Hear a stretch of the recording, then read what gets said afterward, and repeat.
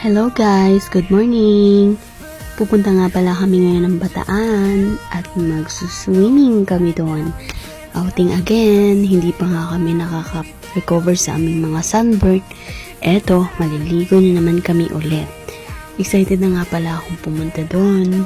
At ito, habang nasa biyahe, nag-i-emote-emote. Kunwari, ayan. Excited lang talaga ako. Eto, sa biyahe pa rin kami. Fast forward. And heto na guys. Nandito na kami sa Bataan. At si Maring. At guys, eto, si Biang. Tinatayo nga pala nila yung tent ni Kuya Ronnie. Yung malaking tent. Busy sila sa pagtayo. Ito naman yung sa akin. At ito si Blars, ito si Curvy, kamukha ni Caprice at saka ni Fiang. Tuwang-tuwa naman sila nung sinabi ko yun. Nagkukutuan pa mga yan. Ayan, busy sila magtayo ng tent ni Kuya Ronnie. At ito naman si Zach.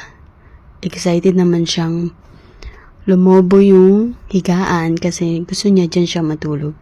Kaya ayan, pinabantayan niya. Gusto daw niya dyan siya matutulog.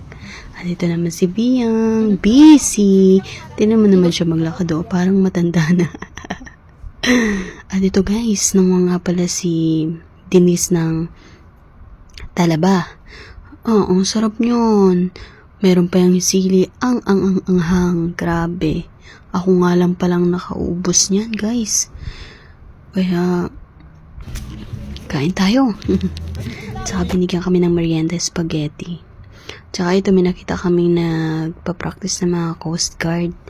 Tsaka ayan guys, ang daming tao. Ang daming pumupunta. Di nga namin nakalain na ganyan karami na yung tao. Kasi nung pumunta kami, hindi pa siya masyadong marami. Ngayon, nagulat kami. Marami na. Hanggang dun pa yan sa dulo guys, promise. Tsaka ang saya. Ang ganda ng tubig. Nung dumating kami, ano na yung tubig, yung ganyan na siya. Ayan, yung time na yan, eto may nag-aaway na dito. Nagagalit yung naka-green na babae na yan. Kasi sila daw yung nakapwesto dito sa tent namin na tinayuan. Nung una, nandun yun sa dulo. Tapos pinalipat niya dyan. Kung kailan naman tapos na, nakapaglinis na si Ate Mayra, saka naman niya sabihin na tanggalin yung tent na yan. Kasi sila daw dyan. Samantalang napagsabihan pa napag-anuhan pa yan ni Mami na mag-ano sila sa extension. Kaya ayan, nilipat na lang namin para wala nang gulo. Pero grabe talaga yung tension dyan guys. Grabe, ang sigawan nila. Galit na galit. Yung gusto mo lang naman mag-outing at mag-relax. Tapos ganyan nangyari. At ito na pala, ang view paggabi na. Sobrang saya. Sobrang ganda ng view. Kahit crowded siya. Kasi sobrang daming tao na din. Pero okay lang. Ang saya pa rin naman. Kanya-kanyang sound trip. Kanya-kanyang mga ganap. Ganun. Walang pakialamanan. Ganun. Ayan ako. Sobrang enjoy. Grabe. Tsaka ito na. Naligo ako nung gabi. Kasi parang ang sarap-sarap magbabad sa dagat. Kaya ayan, excited akong pumunta sa dagat. Sobrang sarap talaga. Ayan guys, tingnan nyo naman yung tubig. Yan. Kaya kaming apat dyan naligo.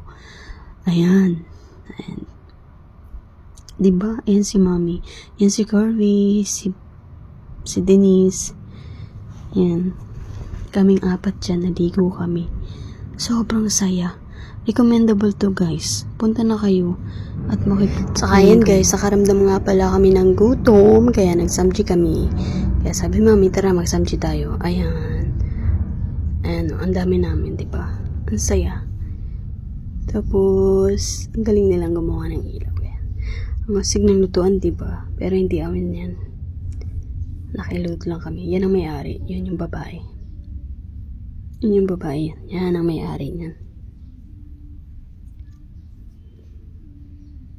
Kaya si Kuya Johnny, binidyo ko nga pala si Kuya Johnny dyan.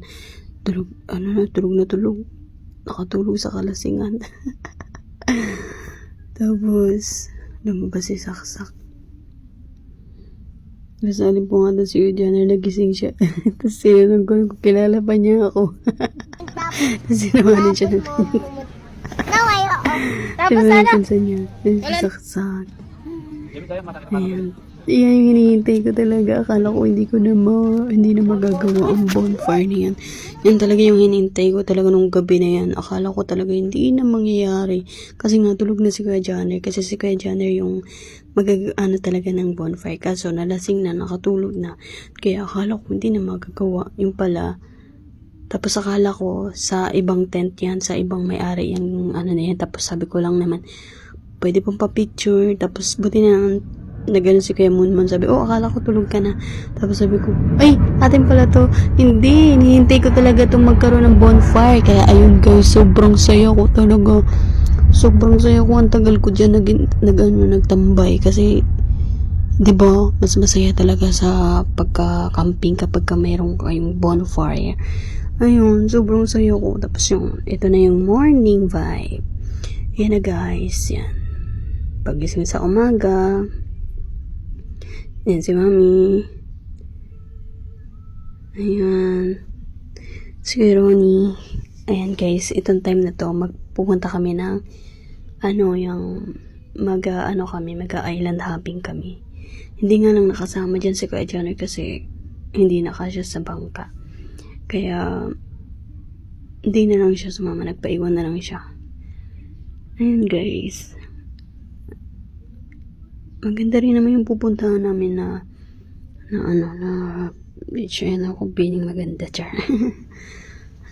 Ayan, guys.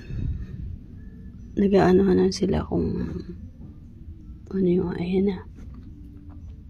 Ayan na, alis na kami. Pupunta na kami sa island hopping. Ang saya, naka-experience pa din ng island hopping. Ayan mayroon din pala sa likod. Nangingisda sila. Tapos naliligo sila, ganyan. Ayan. Ayan lang guys. Masakay ang bangko, ganyan. Pupunta kami dun sa pupuntahan namin. Pero ang saglit lang naman ng island hopping. Akala ko abutin kami ng 2 oras. Hindi pa kami inabot ng kahit 1 oras man lang. Pero okay lang. Maganda naman yung pinuntahan namin. Nag-jumping pa kami dun. Ito nga pala yung malapit na kami. Ayan. Ayan yung likod ng pinuntahan namin. May guweba dyan. Parang nakakatakot na maligo dyan. Kasi walang masyadong pumupunta. Ayan guys. Pupuntahan namin yun. Yun yung pupuntahan namin. Maraming tinawag pumupunta. Ayan, malapit na kami. Recommendable naman itong pinupuntahan namin kasi ang ganda naman ng dito. Ng view. Saan yung nakikita nyo nandun sa taas, tumatalon yan sila papunta dun sa baba. Ginawa din nga namin yan eh.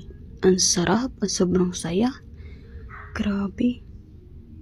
Alam mo sa pinuntahan namin, 2 lang naman. Yan lang at saka yung sa gitna ng dagat, Diyos ko.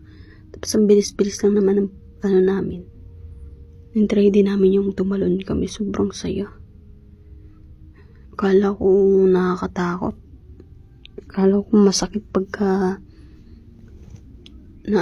tumalon ka tapos ka sa dagat. Hindi naman pala masyado masakit. Sasagad ka lang pa ilalim. Tapos may bato sa ilalim. Pero hindi naman masyado. Ayan, ang daming tao. Ang dami nila. Ayan, diba? Pero hindi lahat tumalon. Kasi yung iba takot. Kaya yun. Ayan. Ayan, ginawa namin.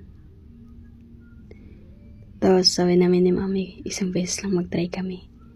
Hindi sana kami payagan ni Kuya Ronnie. Pero sabi namin, 1 lang. Wala naman kami ibang gagawin dyan. Hindi rin naman kayo makaligo. Kaya gusto namin, magtamalo naman kayo para ma-experience din. Sayang din naman. Ayun guys, yung ginawa. Akala nyo mababa lang yan, pero mataas yan. Ayan. Ayan guys. Diba ang daming tao?